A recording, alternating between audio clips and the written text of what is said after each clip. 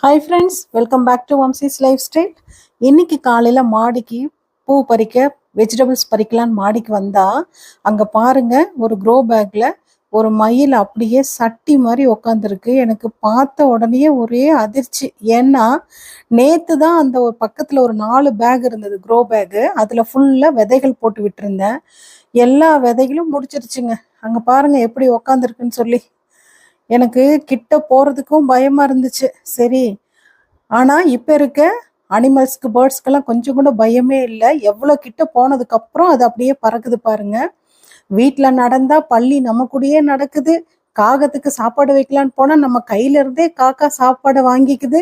அந்த அளவுக்கு காலம் மாறி போச்சுங்க. இங்கே பாருங்க, எல்லாம் மொத்தமாக கும்மால் அடிச்சிருக்கு. எல்லா மயிலும் சேர்ந்து பார்த்தீங்கன்னா எல்லாம் விட்டுட்டு இது ஒன்றை மட்டும் விட்டுட்டு போயிடுச்சு போல.